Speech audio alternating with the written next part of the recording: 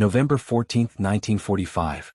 6:47 a.m. Halifax Harbor, Nova Scotia. The women heard the boots before they saw the men.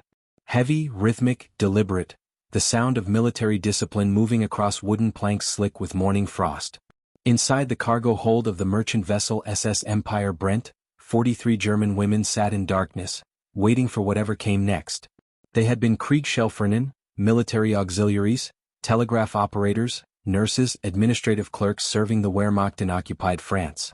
Now they were prisoners transported across an ocean to a country they knew only from propaganda maps. The air in the hold smelled of salt water, diesel fuel, and wool that hadn't dried properly in 3 weeks. When the hatch opened and gray Atlantic light flooded down, they braced for shouting. The first word they heard was please. The Canadian corporal standing at the top of the ladder was built like a man who had spent his life hauling timber. 6 feet 4 inches, maybe more. Shoulders that filled the frame of his uniform completely. The women had been told Canadians were colonials, rough men from a primitive country, barely civilized, likely to be cruel in the way men became when they operated beyond the reach of proper authority. The corporal looked down at them with an expression that wasn't cruel. Was careful.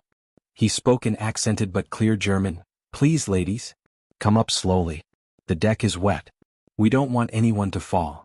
One woman near the front, Greta Lindemann, 24, formerly a signals operator in Rouen, would write in a diary 3 days later, I expected a monster. I saw a man who steadied my arm when I stumbled on the ladder. I wept for 3 hours and could not explain why.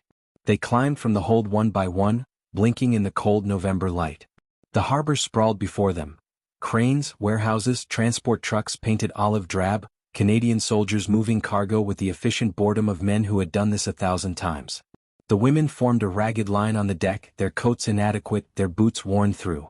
They had been traveling for 22 days, first by train from France to Liverpool, then by convoy across the North Atlantic, where U-boats no longer hunted but winter storms battered the merchant ships with waves that came over the rails and flooded the holds.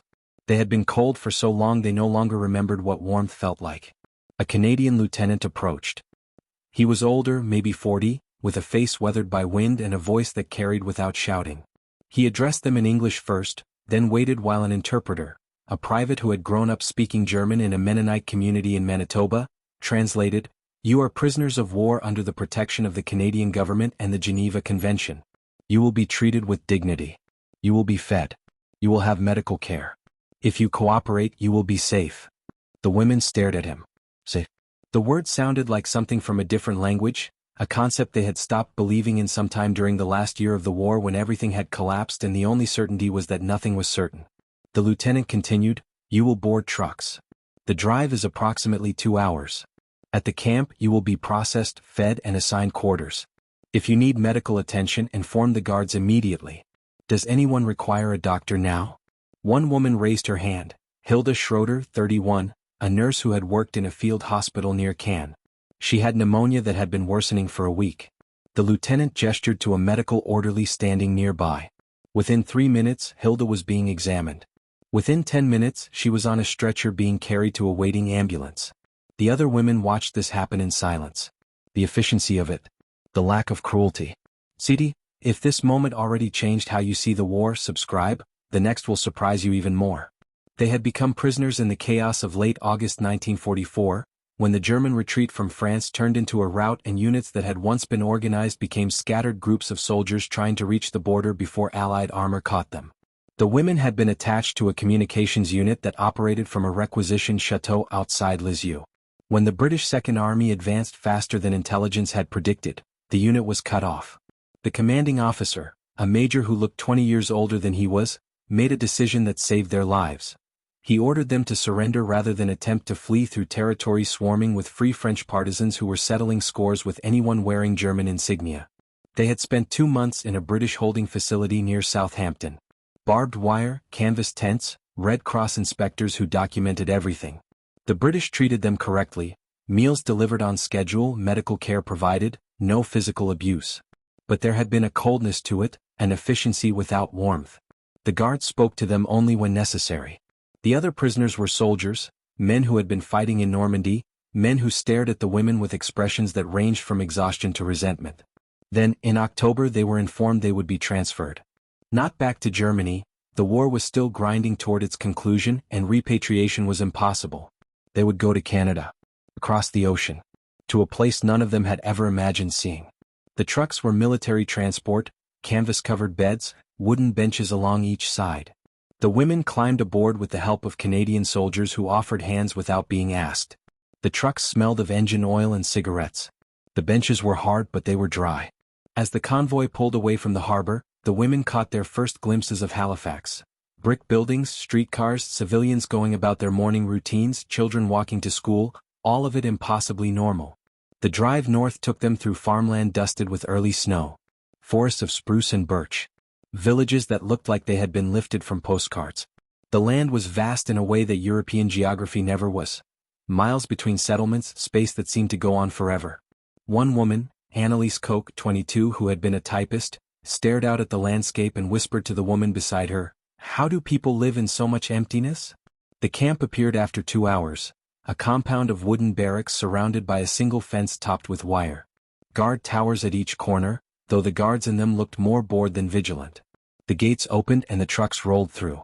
As the women climbed down, they saw more Canadian soldiers. Men in uniform moving between buildings, carrying supplies, smoking cigarettes, talking in groups.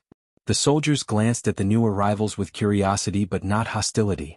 A sergeant approached, French-Canadian, his accent thick when he spoke English, musical when he switched to French for the interpreter. "Follow me." Processing first, then quarters. They filed into a building that smelled of wood smoke and coffee. Tables had been set up with forms, ledgers, pens. Each woman was registered. Name, age, rank or duty, place of capture. Photographs were taken, front and profile, the same as any administrative procedure. Then came the medical examination, conducted by a female doctor, Canadian Army Medical Corps, gray hair, steady hands, a voice that was firm but not unkind. She checked for lice, tuberculosis, malnutrition, untreated wounds.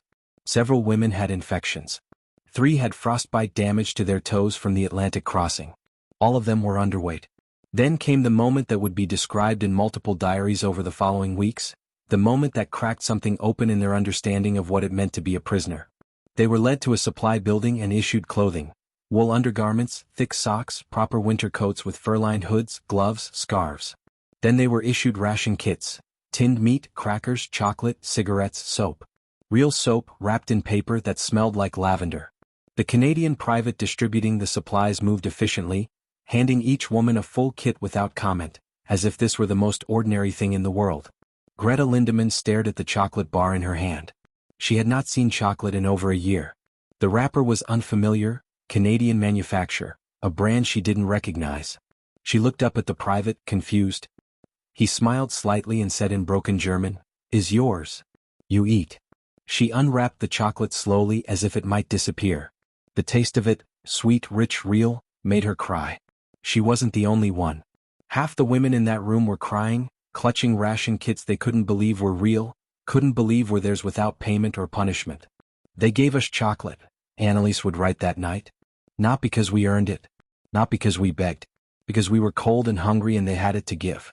I think this is what mercy looks like." The barracks were simple but solid. Wooden buildings with cast iron stoves, bunks with mattresses and blankets, windows with actual glass. Each building housed 16 women. They were assigned bunks, shown how to operate the stoves, and told that dinner would be served at 6 p.m. in the mess hall. They had 3 hours before the meal. They spent it in silence, each woman processing what had happened. They washed with the soap they'd been given. They changed into the clean undergarments. They sat on their bunks and stared at the walls, trying to reconcile what they had expected with what they had received. At 6 p.m. they filed to the mess hall.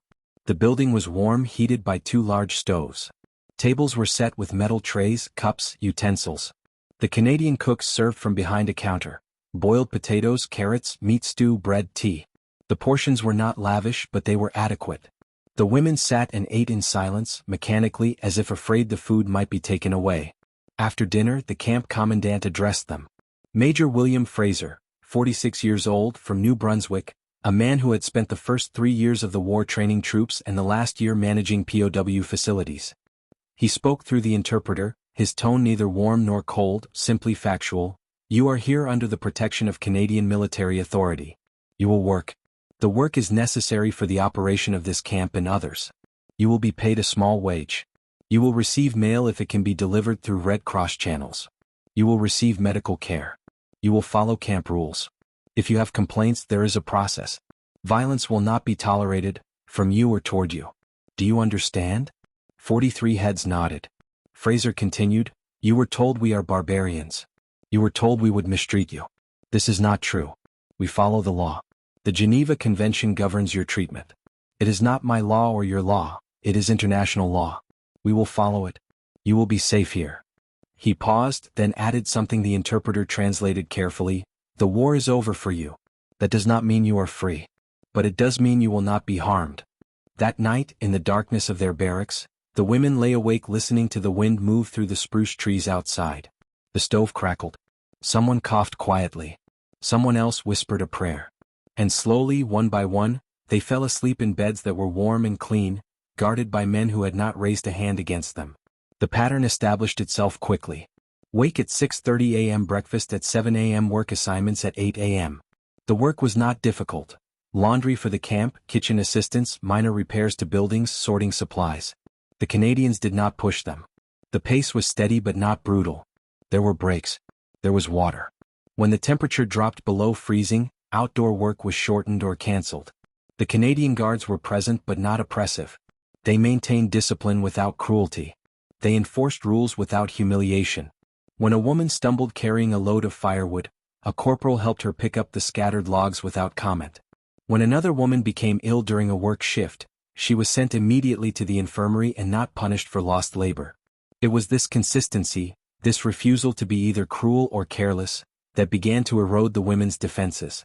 They had been trained to expect brutality or seduction, but not this steady, boring decency. One afternoon in late November, Greta was assigned to work in the camp administrative office, filing, organizing records, translating German documents for Canadian intelligence officers. The work was familiar, clerical, the kind she had done in Rouen before the collapse. She sat at a desk across from a Canadian lieutenant, Robertson from Ontario, maybe 30 years old, with a wedding ring and a photograph of 2 children tucked into his uniform pocket. He worked in silence for most of the afternoon, occasionally asking her to translate a phrase or verify a date.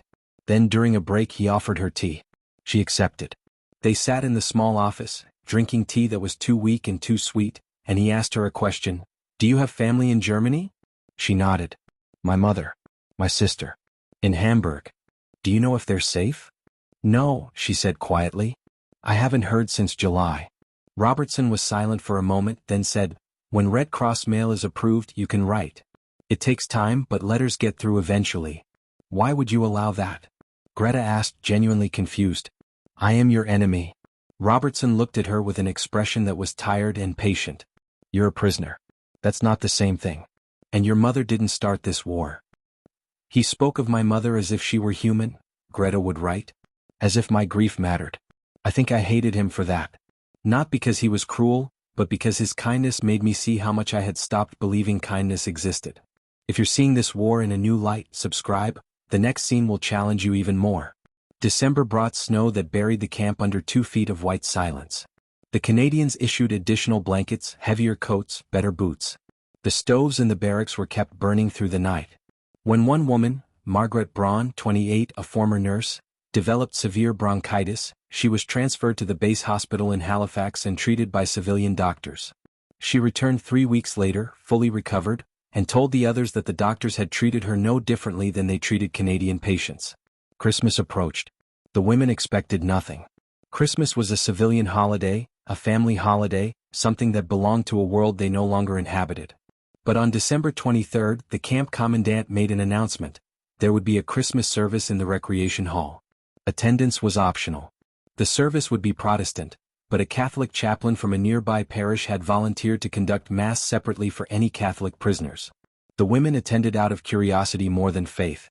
The recreation hall had been decorated, not elaborately but enough to signal effort. A small spruce tree stood in the corner, hung with paper ornaments made by Canadian soldiers. The chaplain was an older man, gray-haired, with a voice that carried warmth without sentimentality. He led them through familiar hymns, Silent Night, O Come All Ye Faithful, and the women sang in German while the Canadian Guards standing along the walls listened in silence. After the service there was a meal. Not a feast, but more than the standard ration. Roasted chicken, potatoes with gravy, canned vegetables, bread with butter, and, impossibly, a small cake for each table. The women ate slowly, trying to make it last, trying to reconcile the fact that their captors had given them Christmas dinner. One of the guards, a corporal from Saskatchewan named Davies, approached Greta's table with a small package wrapped in brown paper. He set it down in front of her without speaking. Inside was a wool scarf, hand-knitted, simple, gray. There was no card, no explanation. Davies walked away before she could ask questions. She wore the scarf every day after that. It became her talisman, her proof that something incomprehensible had happened. An enemy had given her a gift. By January, routines had solidified into something resembling normalcy. The women worked, ate, slept, and slowly began to talk to each other about what they were experiencing. Some clung to ideology, insisting that the Canadians were simply better at propaganda than the British, that this kindness was a strategy designed to extract information or cooperation. But most had begun to acknowledge what was obvious. They were being treated humanely because their captors had chosen to treat them that way.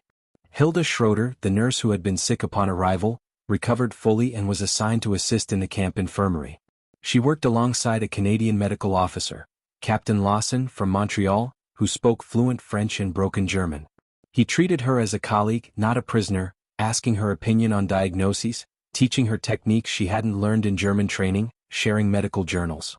One evening, after a long shift treating a Canadian soldier who had developed an infected wound, Lawson sat across from Hilda in the small infirmary office and asked, "What will you do after the war?"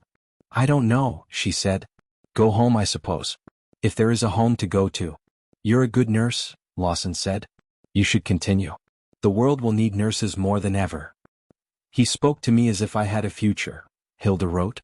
"As if the war had not ended everything. I think that was the moment I understood. I would survive this.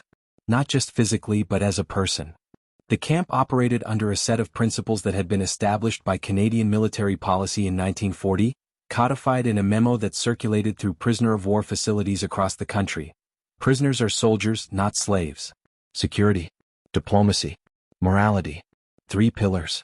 Security ensured prisoners could not escape or sabotage operations. Diplomacy recognized that how Canada treated German prisoners would influence how Canadians were treated in German camps. Morality acknowledged that decency was not contingent on reciprocity, it was a standard Canada maintained because it reflected Canadian values, regardless of what the enemy did. This philosophy shaped every interaction. Guards were trained to be firm but not brutal. Commandants were instructed to enforce rules without degradation. Medical staff were required to treat prisoners with the same standard of care provided to Canadian personnel. Violations were punished. A guard at another camp who had struck a prisoner was court-martialed and discharged. A supply officer who had skimmed rations was imprisoned. The system was not perfect, but it was consistent. For the women, this consistency was transformative. They had lived for years under a regime that valued loyalty over law, where rules changed based on ideology or convenience. Now they lived under a system where rules were simply rules, applied equally, predictably, without exception. In February, Red Cross mail finally arrived. Greta received a letter from her mother, 3 pages, written in pencil, postmarked Hamburg. Her mother was alive. Her sister was alive. Their neighborhood had been bombed, but they had survived. They were living with relatives. Food was scarce, but they were managing. The letter ended with a line that Greta read 20 times, "I am glad you are safe even if you are far away." She wrote back immediately. The letter took 6 weeks to reach Hamburg, but it reached. By April, they were exchanging letters regularly, not frequently but reliably. Her mother asked about Canada. Greta described the snow, the forests, the size of the land. She described the guards who spoke to her politely. She described the food, the medical care, the chapel services. She did not describe her confusion. She did not describe how guilty she felt for being warm and fed while her mother scraped by on rations in a bombed city. Spring came late to Nova Scotia. Snow melted in March, revealing mud and last year's dead grass. The women were assigned outdoor work, clearing drainage ditches, repairing fences, preparing vegetable plots for camp gardens. The work was harder than winter tasks, but the weather was warmer and the longer daylight felt like a gift. One afternoon in April, a group of women was working on the garden plot when a Canadian corporal, Jensen from Alberta, a farmer before the war, began showing them how to prepare the soil properly. He demonstrated techniques, explained spacing, talked about crop rotation. He treated them like students, not prisoners. One of the women, Anneliese, asked him why he bothered teaching them skills they would never use. Jensen looked at her with mild surprise. Why wouldn't I? You're doing the work. You should know how to do it properly. He taught us to plant carrots, Anneliese wrote. As if we would be here long enough to harvest them. As if we deserved to learn something useful. I think he saw us as people who would have lives after this, and that changed how I saw myself. By May, rumors began circulating about the end of the war. Germany was collapsing. Berlin was surrounded. Hitler was dead. The rumors were confirmed on May 8 when Major Fraser assembled the camp and announced, "The war in Europe has ended. Germany has surrendered unconditionally." The women received this news in silence. There was no celebration, no relief. Only a hollowness, a recognition that everything they had known was gone. They were prisoners of a war that no longer existed, citizens of a country that had been defeated absolutely. Fraser continued, "Your status remains unchanged. You are prisoners of war until repatriation is arranged. This will take time. Months, possibly longer. You will remain here under the same conditions. Nothing changes today except that the fighting has stopped." What did change was the mail. Over the following months, more letters arrived from Germany. The news was grim. Cities destroyed, infrastructure collapsed, millions displaced, widespread hunger. Greta's mother wrote that Hamburg was unrecognizable. Hilda received word that her father had died in an air raid in March. Margaret learned that her brother had been killed on the Eastern Front in the final weeks of the war. The women mourned privately in their bunks in quiet conversations. The Canadian Guards gave them space. When one woman broke down sobbing during a work shift, the sergeant in charge sent her back to the barracks without penalty and told the others to finish her work. When another woman stopped eating, the camp doctor visited her daily until she began eating again. Repatriation began in August. The first group of women left for Germany in mid-month, transported to Halifax and placed aboard ships returning to Europe. But not all the women wanted to leave. Some had received letters describing conditions in occupied Germany that made Nova Scotia seem preferable. Some had no homes to return to. Some had begun to imagine futures that didn't involve returning to a destroyed country. By late 1945, approximately 40% of German POWs in Canada, not just women but men as well, had requested permission to remain in Canada after repatriation became possible. Some wanted to work as farm laborers. Others wanted to settle permanently, to apply for immigration status once restrictions were lifted.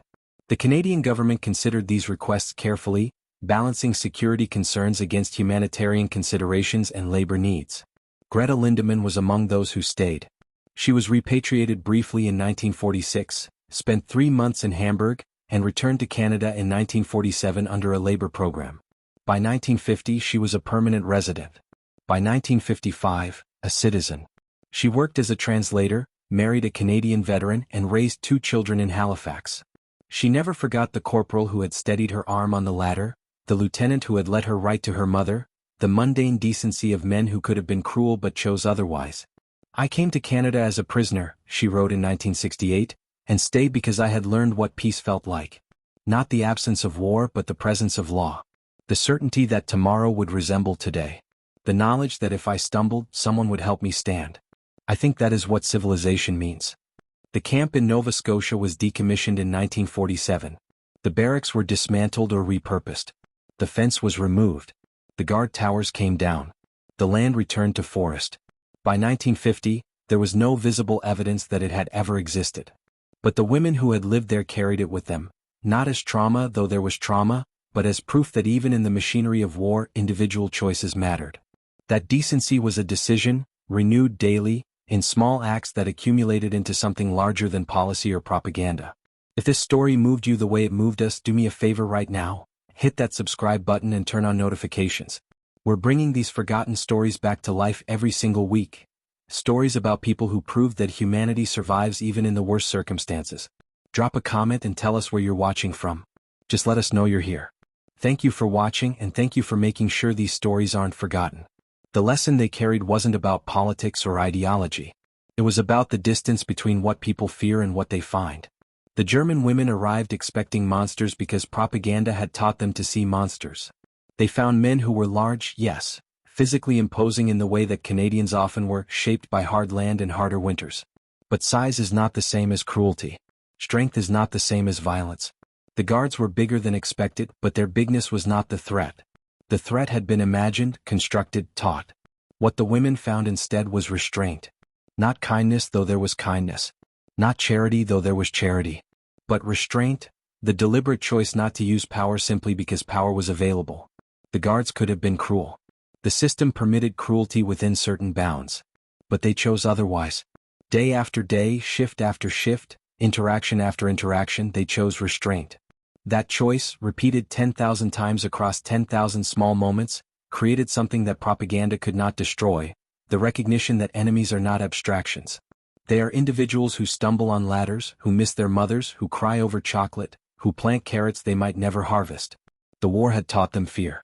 The peace taught them something more difficult, that the people you fear are also people. That borders and uniforms and languages create the illusion of difference, but underneath the illusion humans remain stubbornly, inconveniently, persistently human.